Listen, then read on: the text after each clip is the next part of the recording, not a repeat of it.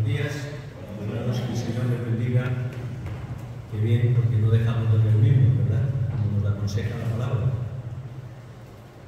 He puesto por título a la palabra que quiero compartir con ustedes: tibieza espiritual.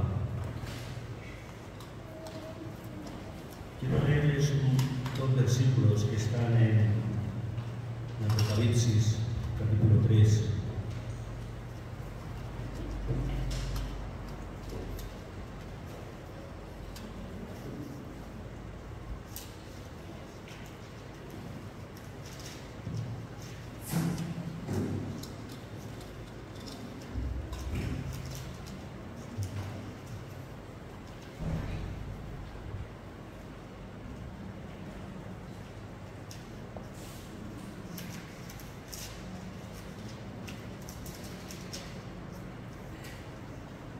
En el que Juan escribe una carta definiendo distintas iglesias, como el sentir que había en distintas iglesias.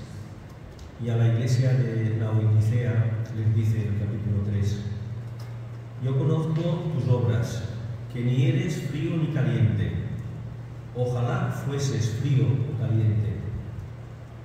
Pero por cuanto eres tibio y no frío ni caliente, te vomitaré de mi boca. Yo no sé si ustedes han comenzado algo, un servidor sí, y a la mitad o a la segunda o tercera vez que lo han intentado lo han dejado, ¿no? ¿Quién de ustedes ha empezado a estudiar inglés? ¿Y quién lo ha dejado a la tercera o cuarta clase?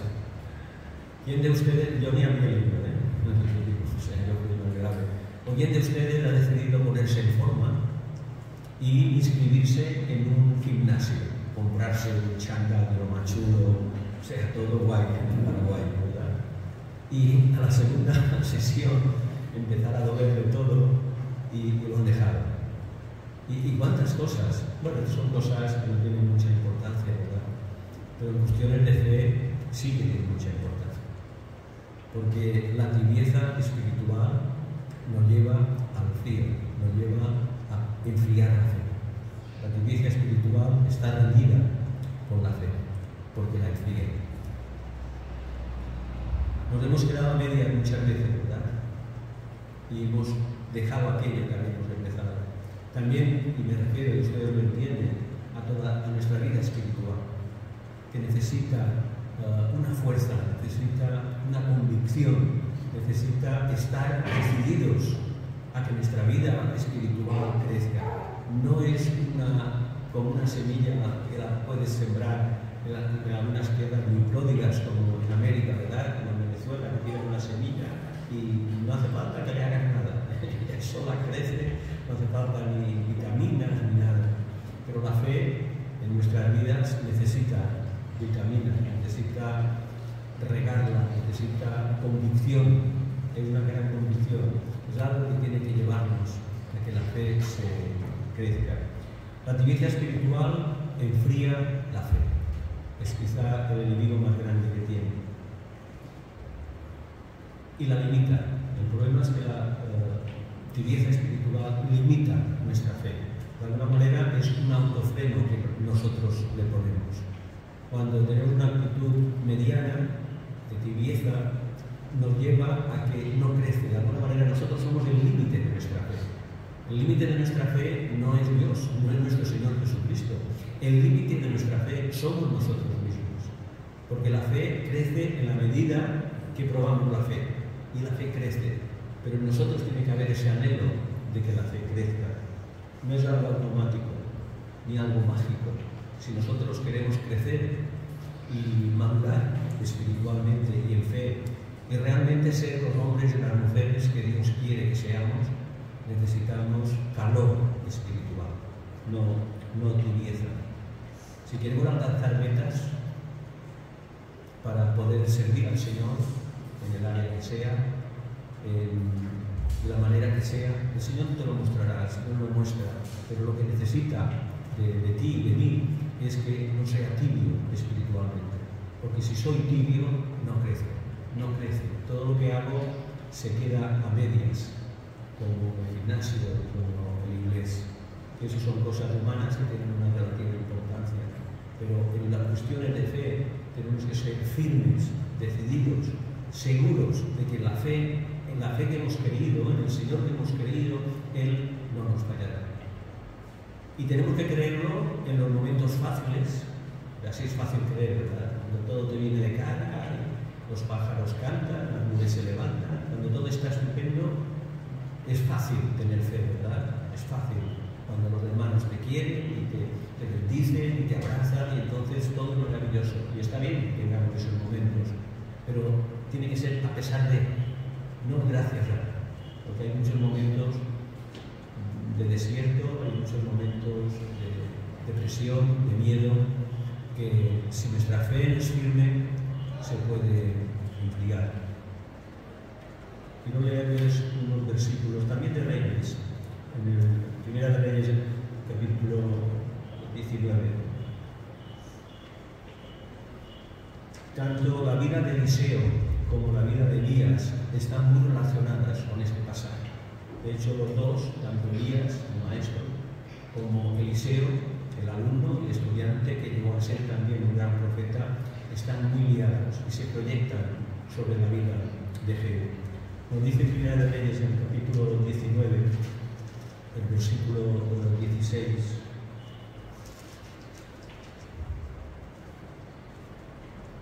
Después del pasaje en el que Elías ha hecho una gran obra para el Señor, ¿no? Luchó contra los falsos sacerdotes, se escondió, tuvo miedo, pero Dios lo restaura, le da nuevas fuerzas, lo levanta y luego ya le da trabajo.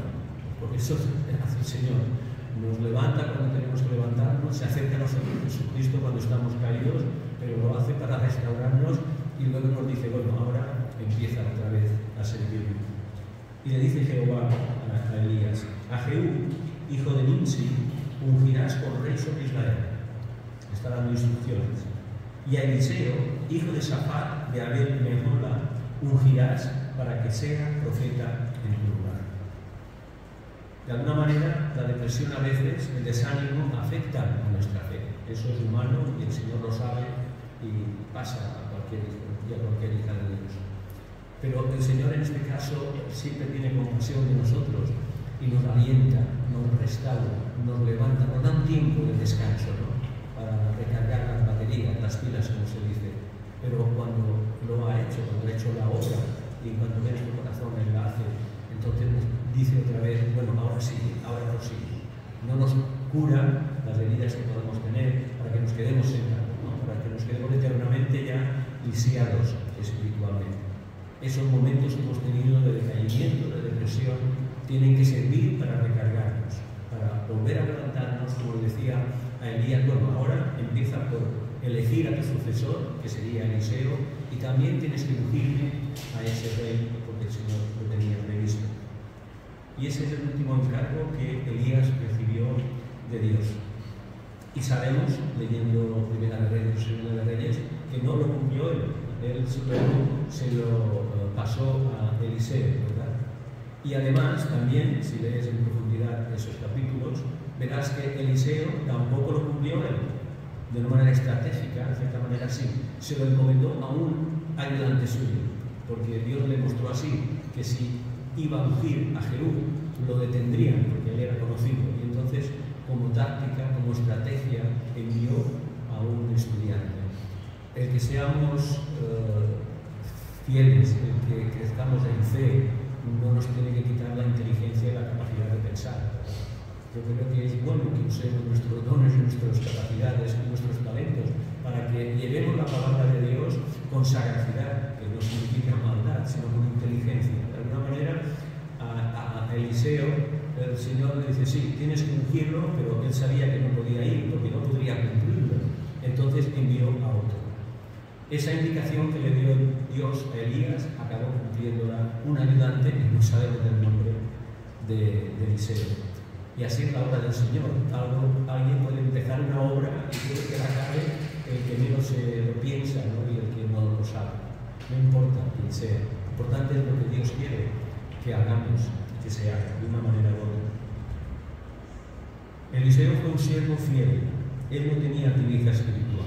Al contrario, él tenía un gran fuego espiritual, porque desde que Elías lo llamó, ¿recuerdan? Estaba arando en las tierras de su padre y Elías pasó por su lado, le tiró el manto sobre sus espaldas, un manto que estaba lleno de poder del Espíritu de Dios, y él enseguida entendió y empezó a seguirlo. Solo le pidió si podía ir a despedirse de sus padres. La respuesta que le hizo Eliseo un poco ambigua, bueno, como decir, si quieres ir, ves, ¿no? Pero Dios ya lo había llamado. Era una manera de decirle, Él ya te ha llamado. Y lo cumplió. Hizo un sacrificio, honró a sus padres y siguió a Elías. Y ya desde ese momento, y desde este momento hasta el momento del pasaje en el que vemos a Eliseo yaciendo en su lecho de muerte, como dice el mismo pasaje, han pasado casi 50 años. Él tuvo una fe firme, él no fue tibio espiritualmente. Joás mostró, lo vemos en el pasaje, una actitud derrotista. No recuerda que Joacán, su padre, también fue infiel al Señor, también se fue detrás de falsos dioses, pero incluso él clamó a Dios cuando se vio en peligro, acechado por los enemigos, y Dios lo socorrió.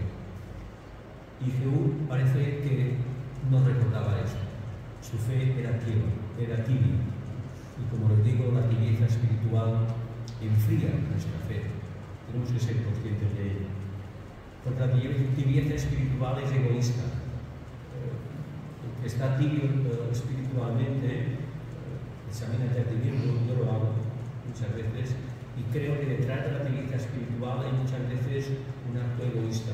Cuando yo no crezco, mi fe languidece, se enfría, es porque hay actos egoístas. Entonces yo valoro otras cosas que me interesan más. La tibieza es egoísta, también es fatalista. ¿Qué diferencia hay, verdad, cuando estamos con una fe firme, convencidos, a pesar de las situaciones, o no lo estamos? Vemos una misma situación, puede ser una enfermedad, puede ser un trabajo, puede ser un negocio, puede ser cualquier cosa. Si tu fe está firme, tú verás que el Señor al final saldrá lo que Él quiera. Estarás preocupado, porque somos humanos, pero confiarás en que se hará al final lo que Dios quiere. Que de aquello saldrá algo bueno, o saldrá lo que Dios quiere. Si mi fe es tibia, entonces soy fatalista. Entonces elegiré los peores resultados posibles, ¿verdad? En todo acto, en toda situación, pueden suceder tantas cosas. Podríamos ir de la B, de la A a la C, o de la A a la Z incluso. Pueden suceder muchas cosas. Pero si no soy fatalista, también sabré que pueden suceder muchas cosas, pero también sabré con convicción de que lo que va a suceder es lo que Dios quiera que suceda. Ayer estuve hablando con una persona muy querida.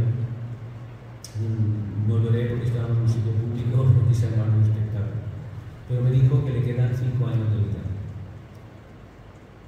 Le han encontrado una enfermedad, pero me dijo con una naturalidad que me dejó frío. No es creyente, aunque hablamos de fe muchas veces, pero no es creyente, y yo le envío videos, vive en Australia, y me digo, bueno, Graham, y si Dios te da 20 años en vez de 5, dice, bueno, bien, pero el médico me ha asegurado, los médicos me han asegurado que 5 años, no más de 5 años. Y lo que me sorprendió más, que a continuación me dijo, y me alegro, y yo no sabía muy bien a qué se refería, dice, porque en los primeros exámenes me dijeron que eran solamente 2. Y me doy satisfecho. Me han dicho que puedo vivir 5 años. Y yo le dije, bueno, oraré por ti. Él me pide oración, cree en el poder de la oración, si no sé si lo dice para quedar bien. Dice, pero ora por mí. La tibieza espiritual nos hace ser fatalistas. Tú examínate a ti mismo cómo has enfrentado cualquier situación. Si has sido firme en tu fe, aceptando que pueden pasar cosas que no te gustarán, pero aceptando también que el Señor puede cambiarlo si quiere, y lo cambiará. ¿En cuántas ocasiones has podido experimentarlo? He podido experimentarlo. En su lecho de muerte estaba preocupado por los demás. Desde el versículo 14, tú ves cómo, y lo dice claramente, estaba Eliseo enfermo de la enfermedad que murió, y descendió a él Joás, rey de Israel, y llorando delante de él dijo: Padre mío, carro de Israel y su gente de a caballo. Esa salutación, que de alguna manera era un reconocimiento del poder de Dios, que Dios tiene poder para hacer cosas. Esa misma salutación, el profeta la había dicho a Elías. ¿Recuerdan cuando Dios arrebató en un carro de fuego a Elías, que él estaba en el río? Y él mismo dijo estas palabras: Padre mío, carro de Israel y su gente a caballo, refiriéndose a Elías, que el Señor se lo llevaba. Y esa frase a modo de oración, a modo de reconocimiento, Jehú se la estaba diciendo a él. Interesante, ¿no? Que es la palabra, como vemos, que todo lo que va mostrándonos tiene un sentido, tiene una lógica y un caminar. Y Elías ni le contestó. Eso es interesante porque vemos que en su lecho de muerte, pero a Elías lo que le preocupaba era lo que le venía a contar a Jehú. En ningún momento le habló de que estaba muy mal, de que realmente él sabía que se estaba muriendo. Hay que pensar que sí, pero el profeta estaba grave. Y el rey también es interesante, como les decía yo, es el primer punto, que la tibieza espiritual nos vuelve egoístas. No vemos en ningún momento que se preocupe por el profeta. No le dice cómo estás, cómo te puedo ayudar. No. Enseguida va a ver al que estaba en su lecho de muerte y en el que confiaba, si no hubiera acudido a él, y enseguida le plantea su problema, su situación. Y nosotros a veces también nos comportamos igual con el Señor, ¿verdad? Con Jesús. Nos acercamos a sus pies esperando, explicándole lo que él ya sabe. Me pasa esto, me pasa otro, y no tenemos ni tan siquiera la deferencia de decirle, de adorarle, de alabarle, de darle gracias por todas las bendiciones. Jehú podría haberle dicho: te llevo a mi palacio, te voy a poner los mejores médicos. No, enseguida le mostró cuál era lo que le preocupaba. De alguna manera también define el carácter de Jehú. También define el nuestro y el mío cuando me acerco al Señor y solamente le pido cosas y que me socorra y que me ayude, que se preocupe de mí, cuando yo debería apartar todas estas cosas y adorarle, pedirle perdón por mis pecados, por mis errores, adorarle como Rey, como Señor de mi vida. En nada de esto hizo Jehú. Le planteó directamente lo que le preocupaba. Tenía motivos para estar preocupado porque el ejército enemigo lo estaba acosando y estaba rodeando a Israel. Nuestro problema nos hace muchas veces egoístas, nos hace indiferentes a los problemas de los demás. Y ese es quizá también un problema que tenemos los creyentes. Cuando atravesamos situaciones, crisis de cualquier tipo, porque se habrán dado cuenta ustedes que el ser creyente no te libra de los problemas. Lo habían notado, ¿verdad? No, hay algún creyente que le han informado mal del Evangelio, le han dicho que todo será fantástico, maravilloso, progresará en la vida, que será rico. Y hay doctrinas que son un poco confusas, ¿no? Y que haya gente que la confunde. No, el que te explica bien el Evangelio no habla de nada de todo esto. Y él también estaba atravesando dificultades, no se preocupaba solamente de las suyas. La tibieza espiritual es fatalista y la falta de fe endurece el corazón. Quiero leerles unos versículos en Marcos, en el que vemos al Señor Jesucristo como sus discípulos estaban asustados. Habían visto de su poder, lo habían experimentado, pero aún así su fe era tibia en muchos momentos. Sí, creían al Señor, pero creían porque veían los milagros delante. Así no hace falta ser muy listo para creer, ¿verdad? Y los creyentes a veces también nos portamos así. Cuando hay un milagro en nuestra vida, fantástico, el Señor es Dios, es poderoso, pero cuando no se da el milagro, o cuando vemos la duda, o la barca que se mueve, entonces ya empezamos, bueno, ¿están ahí, Señor? Le chillamos un poco, a ver si es que no nos oye, a ver si se ha vuelto sordo, y a veces nos dudamos. Los discípulos les pasaban en el pasaje muy conocido, después de los milagros de la multiplicación de los panes y los peces, recuerdan, en uno de ellos, en Marcos 6, que los discípulos atraviesan el lago para irse a descansar un poco porque estaban agotados después de quizá días y días de ministrar, de ayudar al Señor, y el Señor les dijo que ellos partieran, que ya se verían al otro lado. Recuerdan el pasaje, ¿verdad? Viéndole ellos andar sobre el mar, y les apareció, pero en plena travesía Jesucristo les aparece en plena travesía, y viéndoles ellos andar sobre el mar, pensaron que era un fantasma y gritaron, porque todos lo veían y se turbaron, pero enseguida habló con ellos y les dijo: tened ánimo, yo soy, no temáis. Y subió a ellos de la barca, y se calmó el viento, y ellos se asombraron en gran manera y se maravillaron. Y ese es el versículo que quería leer, el 52. Porque aún no habían entendido lo de los panes, por cuanto estaban endurecidos en sus corazones. La falta de fe es fatalista, y el fatalismo te lleva a endurecer el corazón. Cuando empezamos a anteponer lo que puede hacer el mundo, lo que puede hacer el enemigo en nuestra vida, cuando empezamos a pensar en solo lo malo que puede pasarnos, pero no en el poder de Dios para cambiar las cosas, es cuando empieza a entrar fatalismo en nuestra vida. Y no se trata que el creyente tiene que creer que todo le irá bien. Hay que ir más allá. Tenemos que creer que el Señor está con nosotros y nada pasa que Él no sepa. Lo decimos, ¿verdad? Porque es una declaración que un cristiano tiene que hacer. Pero de verdad lo creemos. No puedo dejar de dar vueltas a esta confesión que hizo, que es un cuñado mío, esta persona, que él me dijo que daba gracias porque le quedaban 5 años de vida. Yo no sabía si era una broma o si estaba riéndose de mí. Y a continuación me explicó que en un principio los especialistas le habían dicho que como máximo 2.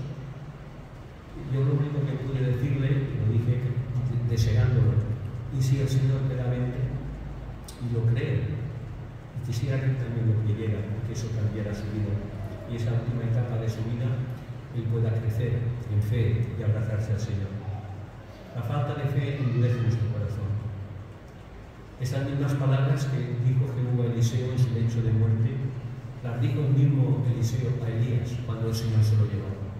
Porque Eliseo tuvo una fe firme y a pesar de todo, aún así, de alguna manera, para hacer una provocación, le exigió a Dios una prueba de que él también tendría ese poder, ¿no? Y el Señor se lo mostró con el manto. Sabemos que el manto, ese manto que en sí no tenía nada de milagroso, el milagro estaba en el poder de Dios. Le dio poder para que abriera las aguas del río y pudiera pasar por allí. Esa es la fe que necesitamos. Jehú no tenía esa fe. Tenía una fe, como les decía, tibia. Una fe que muchas veces a nosotros también nos afecta. Y el Señor quiere que tengamos fe. A veces pensamos que no logramos las cosas, que no llegamos a donde el Señor quiera, y es porque nuestra fe no crece. Eliseo ni tan siquiera contesta a ese lamento que le está haciendo Jehú. Enseguida ya le da una instrucción. Y así a veces obra el Señor en nuestra vida. El Señor Jesucristo, que a veces no entendemos, a mí me pasa. Cuando le explicas cualquier problema que puedas tener, cualquier situación, a veces Él te contesta con una orden y te dice, esto. Y uno se está confundido, ¿no? Porque quisiéramos que se compadeciera de nosotros, ¿no? Pobrecito, pobrecita, hay que ver lo que estás pasando, ¿no? El Señor normalmente puede hacer lo que quiera, pero no nos trata así. Nos consuela, nos levanta, pero nos da una instrucción. Nos dice, haz esto, porque sabe qué es lo que nos conviene, sabe qué es lo que tenemos que hacer. Y le dijo Eliseo, toma un arco y unas saetas. Tomó él entonces un arco y unas saetas. Jehú obedeció, porque quizá sabía que era el último recurso que le quedaba. A veces nos acercamos al Señor con fe, pero con una fe un poco fatalista. Nos acercamos a Él como el último cartucho. A veces pensamos, que no lo formulemos en estas palabras. Bueno, voy a probar a ver si funciona, ¿no? Y normalmente no funcionará. Cuando nos acercamos a Jesucristo con fatalismo, con decir, bueno, a ver si ya no me queda otra. Entonces el Señor puede obrar en su poder o no.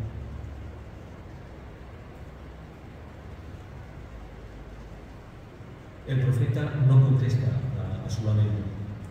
Él conoce muy bien a Joás, él ve su corazón. Él sabe que era un rey pecador, idólatra, que desobedecía a Dios. Él conocía muy bien quién era. Muchas veces debía estar advirtiendo a él y a otros reyes, porque Eliseo vivió durante la vida de 3 o 4 reyes a los que Dios castigó una y otra vez por no obedecerle. Y esa es la diferencia y el contraste, la tibieza espiritual de Jehú y de otros reyes que creían de manera intermitente, y la fuerza del calor espiritual de la fe firme y fuerte de Eliseo, que incluso en su lecho de muerte era capaz de dar consejos a ese rey que le pedía auxilio. Toma, le dice, le dijo Eliseo, toma un arco y unas saetas. Le da una respuesta concreta a su petición, a lo que él necesitaba. Y usa el poder que Dios te da de alguna manera. Usa ese poder en el que tú clavas ahora, úsalo. Y le da un arco, unas flechas para que lo use. Son los recursos. El Señor, a veces le pedimos al Señor que nos ayude a que podamos tocar la vida de los corazones de a los que predicamos, a los que evangelizamos, o a los que simplemente nos acercamos a su lado para hablar con Él, o consolarlo y estar a su lado en su momento de dolor o de enfermedad. Y el Señor lo que quiere es que creamos en que Él nos ha dado instrumentos. O sea, el arco y la flecha eran los instrumentos que el profeta de alguna manera le quería mostrar que tenía en sus manos. Y obedeció y cogió los instrumentos. Pero sabemos lo que sucedió después. Porque la tibieza espiritual, que es el tercer punto, es miope. La tibieza espiritual, uno de los peligros que tiene es que no ve lejos, solamente ve a lo cerca. Solamente ves a medio metro o máximo 1 metro, según los grados de miopía que puedas tener. Y muchos creyentes tenemos a veces grados de miopía. Tenemos fe, pero una fe muy limitada, solo ve hasta cierto punto. Más allá no ve. Y la fe, la verdadera fe, tiene que ver más allá, incluso más allá de lo que no ve. El Señor nos acompaña y viene con nosotros, porque de alguna manera lo vemos, las instrucciones que le da Eliseo a Jehú. Vemos que se abre la ventana y le dijo, toma un arco y unas saetas. Tomó él entonces el arco y unas saetas. Luego dijo Eliseo al rey de Israel, pon tu mano sobre el arco. Y él puso su mano sobre el arco. Puso él su mano sobre el arco. Entonces puso Eliseo sus manos sobre las manos del rey. Le transmitió de alguna manera ese espíritu que Dios había derramado en Eliseo, y Eliseo lo transmitió a Jehú, y hasta ahí él le obedeció. Y dijo, abre la ventana, porque hay cosas que hace el Señor, pero otras cosas tengo que hacerlas yo. De alguna manera, los recursos nos los da Dios, pero nosotros tenemos que usarlos. Teniendo en cuenta, pero, que Dios marcará el rumbo, Dios nos guiará. Es un trabajo en equipo, porque me lo he preguntado muchas veces, ¿por qué Jesucristo eligió a los discípulos para que divulgaran el Evangelio? Podría haber hecho de otra manera, quizá más eficaz. El Señor no se equivoca, pero no. Quiso que sus discípulos, imperfectos, como nosotros, con faltos de fe a veces, como un servidor, hombres y mujeres que dudan, que luchan, no, quiso que ellos hicieran el trabajo. Pero nos dio recursos, nos ha dado recursos, como le daba esos recursos a Jehú, ese arco y esa flecha. Incluso abrieron la ventana para que le mostrara, para que dirigiera la dirección de la flecha. No tiene que preocuparnos tanto cómo acabará y en dónde acabará la flecha, porque sí que tiene que preocuparnos de que usemos estos recursos y seamos capaces de abrir la ventana y de disparar. Eso es lo que nos pide Dios. El resultado, si la flecha dará en la diana o dará en el corazón que queremos que diera de algunas personas, al corazón para que hiciera recapacitar y abrazar al Señor. Eso ya depende del Señor, depende del Espíritu. ¿Qué arco y qué flechas te ha dado a ti Dios? Yo me lo preguntaba. ¿Qué recursos te ha dado a ti el Señor? Específicos. ¿Has hecho inventario de recursos? A veces hacemos inventario, ¿verdad?, de muchas cosas. La cuenta que tenemos nunca va a venir al recibo, inventario, hay que hacer inventario o cálculos. ¿Qué recursos te ha dado a ti espirituales del Señor? Sería interesante que lo hicieras de una manera particular, privada, que hicieras una lista. Sé optimista, no, a mí el Señor no me ha dado nada, no seas fatalista. Recuerda que la tibieza espiritual enfría la fe. No seas fatalista, sé realista. ¿Qué cosas te ha dado el Señor? ¿Qué arcos usando este símbolo? ¿Qué flechas te ha dado el Señor en tu vida espiritual? Seguro que te ha dado muchas y fuertes y buenas, porque el Señor no nos dará nada que no sea bueno. Pero la cuestión es no qué recurso nos ha dado, qué arco, qué flecha nos ha dado. La cuestión es, ¿los uso para servir al Señor? ¿O los tengo a un lado porque no creo realmente y mi fe no es firme? Tiene algo de fatalista.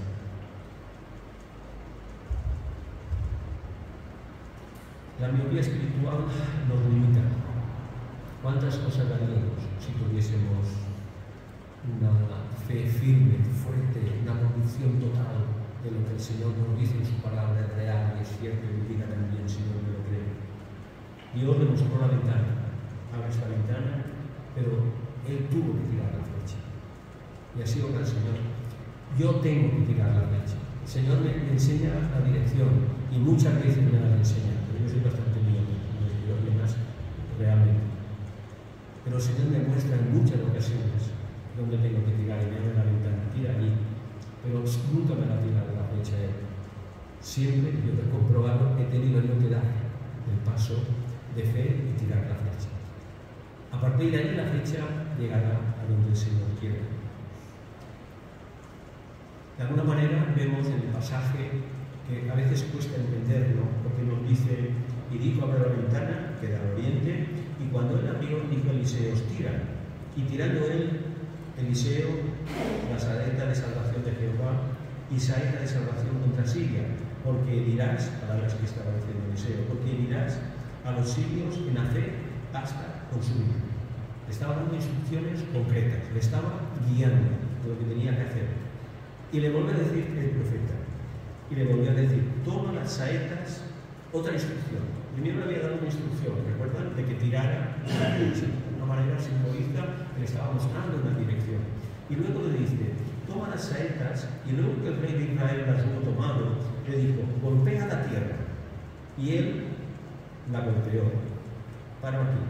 Las instrucciones del profeta eran golpea la tierra. El profeta no le dijo, Dios no le dijo al profeta, dile que la golpee, que podría haber sido así, que Dios le dijera, no, que golpee X veces. No, Dios dio una instrucción, que golpee la tierra.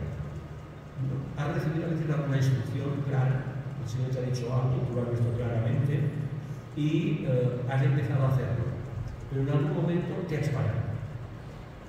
Nos pasa a muchos creyentes. Tenemos fe, obedecemos, creemos, iniciamos, pero nos paramos delante de Dios. Cuando el Señor a veces no nos ha dicho que nos paremos, nos ha dado la orden, la instrucción de que comencemos, pero no que nos paremos. Y Eliseo a Jehú le dijo, golpea la tierra, no le dijo golpea la tierra 3 veces. Y volvió a decir, toma las saetas, golpea la tierra. Y él, el rey, por su cuenta, golpeó 3 veces y se detuvo. De alguna manera nos muestra una vez más que la tibieza espiritual no le permitía a Dios obrar en su vida, porque tenía una fe fría, tenía media fe, y no hay nada peor que media fe.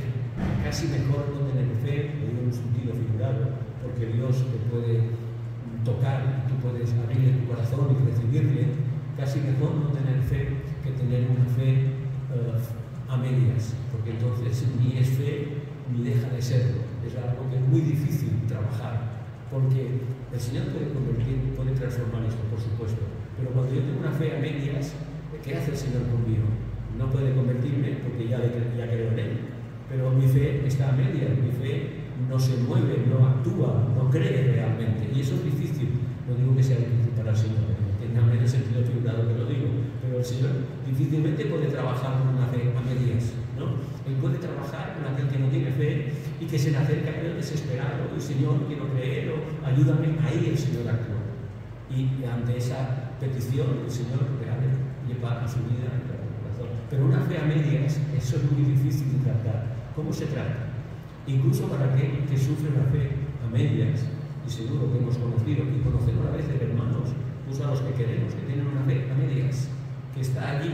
¿Y cómo trata la fe? No le puedes decir cree en Dios, él cree en Dios. No le puedes decir haz esto, él lo hace. Pero si realmente no transforma su vida, difícilmente podrá hacer cosas. Él se paró. Al tercer golpe se paró. Y eso supuso la perdición de su reino y también de su vida, porque el Señor le estaba probando. El Señor, cuando nos da una orden, nos pide que hagamos algo, nos muestra la dirección, nos da recursos y luego nos dice golpea. Empieza a golpear. ¿Cuántos de nosotros nos hemos desanimado, verdad, cuando estamos intentando hablar a alguien del Señor y le hablamos y le predicamos y llega un momento que ya decimos, no hay nada que hacer, no hay nada que hacer, no se va a convertir ni a tiros de cañón? ¿Cuántas veces lo hemos dicho? ¿Verdad?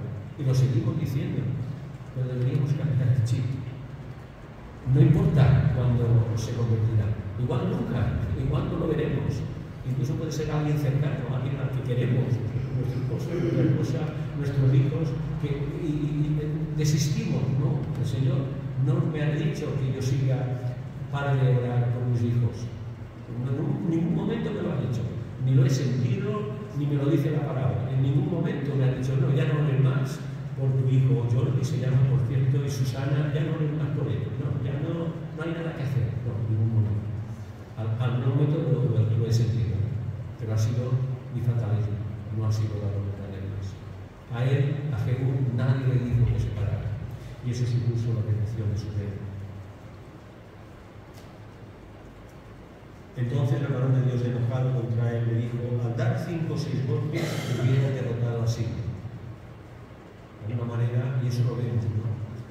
Aunque no, y a veces nos paramos, y cada caso y cada uno de nosotros podría explicar 1000 casos, y luego podemos ver en el tiempo, en retrospectiva, mirando atrás, si no me hubiera cansado, si no me hubiera entrado en fatalismo en mi vida, quizá no hubiera logrado lo que es el pedí. A mí me ha pasado, ver atrás y darme cuenta que quizá yo, por no seguir, por parar de dar golpes, ha sucedido algo que se podría haber evitado. Yo no lo hubiera evitado, por supuesto, lo hubiera evitado el poder de Dios en la vida de aquella persona o de aquella situación.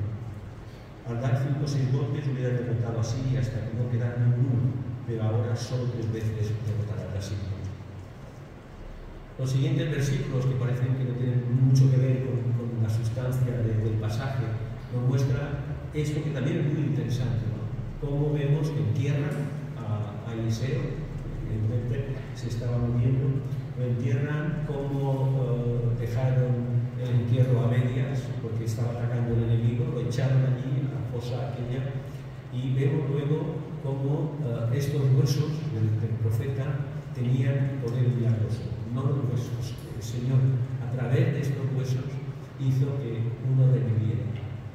Yo creo que también es unos versículos maravillosos, ¿no? Cómo el poder de Dios hace que la vida muerta espiritualmente reviva.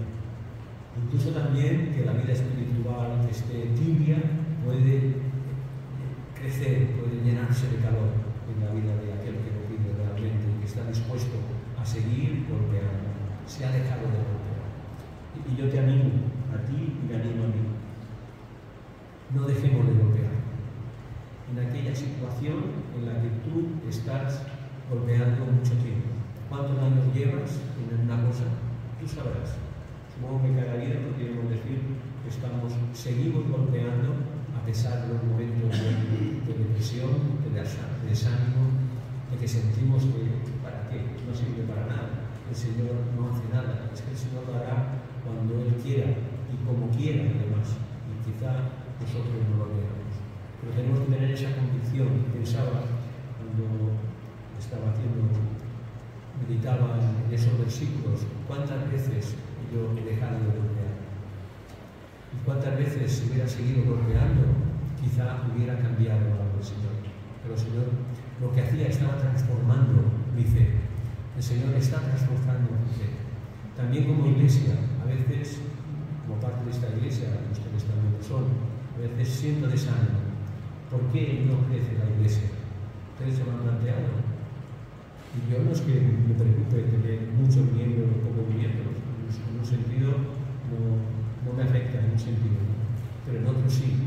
En el sentido de decir, quizá yo no sigo golpeando como el Señor quiere, porque a mí el Señor no me ha dicho que deje de golpear, que deje de evangelizar, que deje de visitar a la gente que le pueda dar un consejo, o simplemente hablar de fútbol, que no entiendo de fútbol, pero bueno, me enseñará a mí.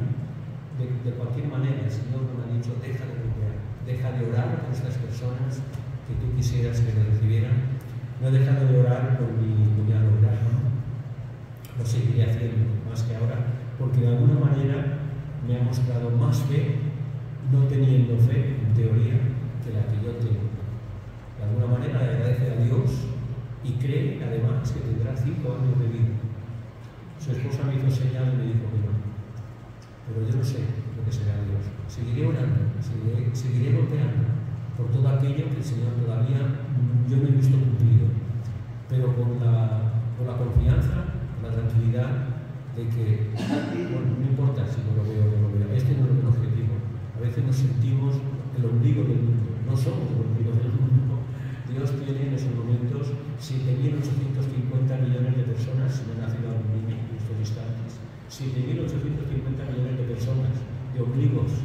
No somos el único, hay muchos otros por los que el Señor también se preocupa y se ocupa. El Señor es bendiga.